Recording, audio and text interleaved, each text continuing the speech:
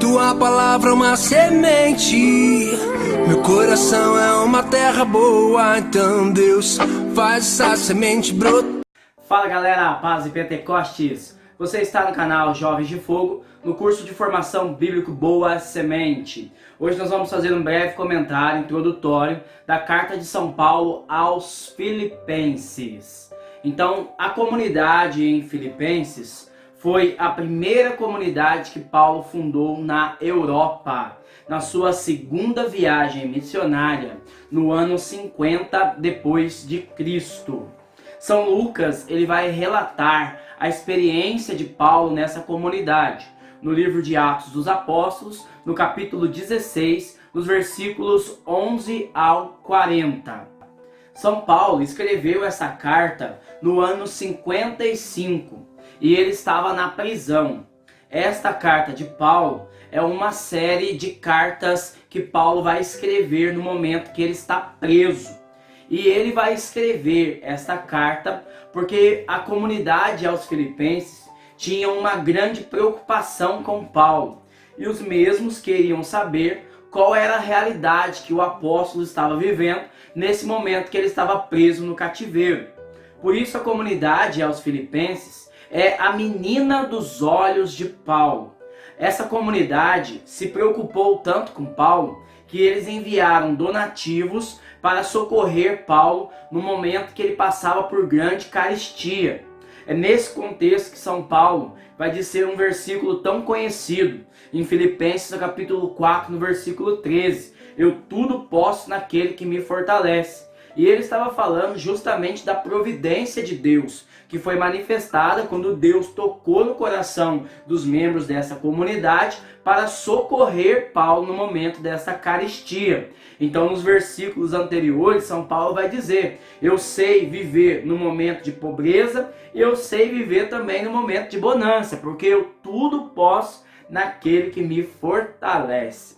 E no versículo 19, ele vai falar que o nosso Deus é o Deus da providência. E porque eles foram generosos com Paulo na obra missionária, Deus também iria abençoar eles em todas as suas necessidades. Esta carta, ela é um bilhete espiritual. Tem apenas 4 capítulos. E em cada capítulo nós podemos aí elencar alguns temas específicos para ajudar você, quando ler essa carta, a entender o contexto daquilo que estava no coração de São Paulo. No capítulo 1, São Paulo vai identificar a sua vida ao ministério de Cristo. E ele vai se colocar diante de um grande dilema: viver ou morrer. Por um lado, São Paulo queria morrer, porque ele queria terminar a sua carreira para fazer a experiência de se encontrar de maneira definitiva com Cristo. Por outro lado, São Paulo queria viver, porque ele queria visitar novamente a comunidade aos Filipenses que ele tanto amava, e ele queria também continuar a obra de levar o nome de Cristo por todas as cidades aonde ele é chamado a pregar o Evangelho. Então ele vai chegar numa conclusão, que está em Filipenses, no capítulo 1, no versículo 21. São Paulo vai dizer: para mim, de fato, o viver é Cristo e o morrer é lucro. No capítulo 2, nós temos como destaque a kenosis de Cristo. No capítulo 2, nos versículos 5 ao 11, São Paulo vai exortar a comunidade a ter os mesmos pensamentos e sentimentos de Cristo Jesus. Então ele vai falar da kenosis do Senhor. A kenosis significa a aniquilação de Cristo. Então Cristo, sendo igual a Deus, ele não se apegou à glória de ser como Deus, mas ele se despojou, se fazendo homem. E sendo homem, ele se despojou, se fazendo escravo. E sendo escravo, ele despojou, se fazendo obediente. E obediente até a morte, e a morte de cruz. Então São Paulo vai falar que porque Cristo se despojou, se humilhou, Deus vai o exaltar. E ele vai dizer no versículo 9: por isso Deus o exaltou acima de tudo e lhe deu um nome que está acima de todo nome, para que ao nome de Jesus todo joelho se dobre no céu, na terra e abaixo dela, e toda língua confesse que Jesus Cristo é o Senhor, para a glória de Deus Pai. Então São Paulo convida a comunidade aos filipenses a buscar o mesmo caminho da kenosis, que é um caminho de aniquilação.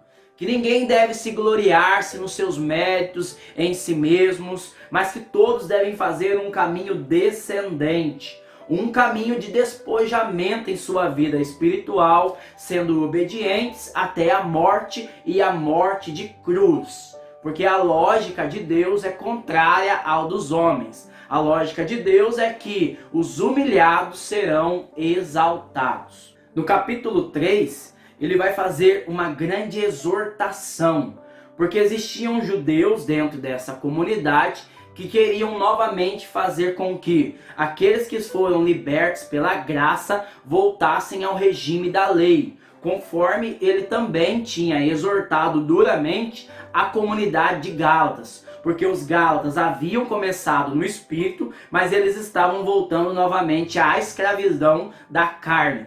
Então ele vai falar à comunidade, aos filipenses, no versículo 2: cuidado com estes cães, cuidado com os maus operários, cuidado com esses que se mutilam.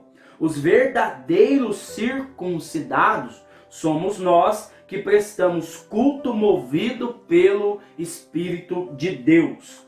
Então ele vai dizer no versículo 5 que ele foi circuncidado no 8º dia, ele era da tribo de Benjamim, ele era um fariseu convicto, que se fosse para se gloriar na lei, ele deveria se gloriar muito mais daqueles que pregavam dentro da comunidade. Mas ele vai dizer que essas coisas que eram para ele motivo de ganho, se tornaram perca diante do mistério de Cristo. E agora ele considera tudo aquilo que ele acreditava, a salvação que vem por meio da lei, como lixo, como esterco, a fim de conhecer mais a Cristo e ser encontrado unido a ele.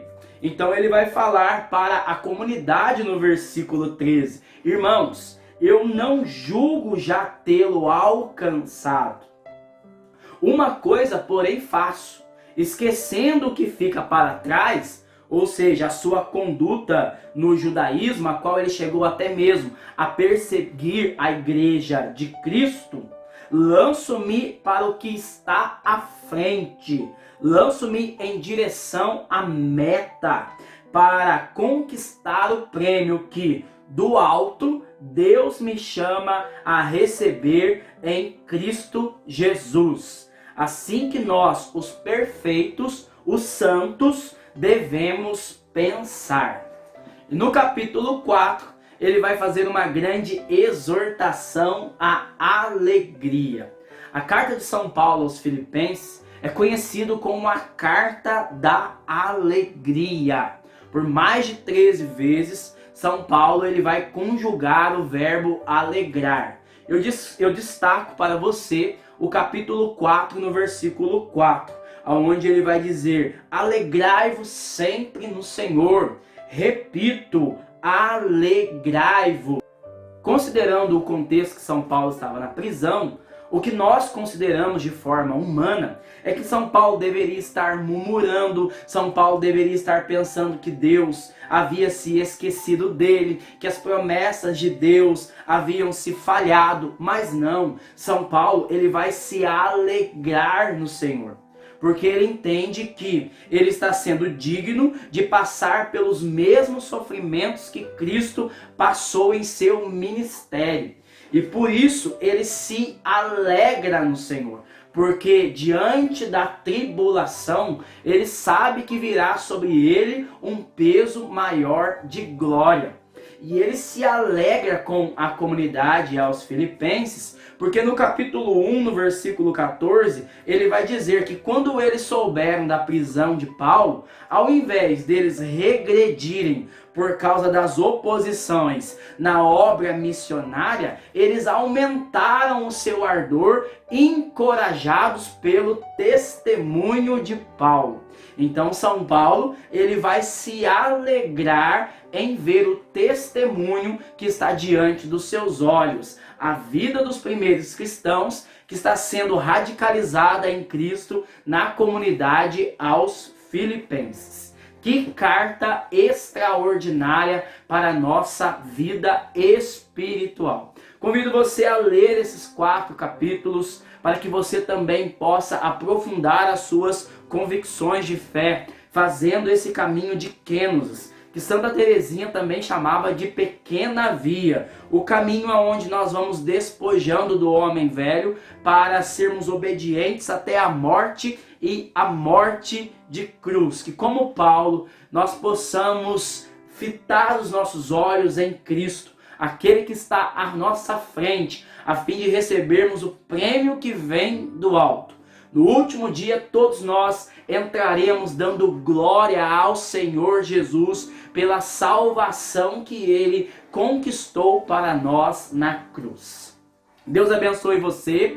No próximo vídeo nós estaremos trabalhando a carta de São Paulo aos Colossenses. Se você não é inscrito no canal, se inscreva, e eu quero convidar você a enviar esse vídeo para mais uma pessoa, para que mais uma pessoa possa ter um conhecimento mais profundo da palavra de Deus. Que Deus abençoe, a paz e Pentecostes. Fogo!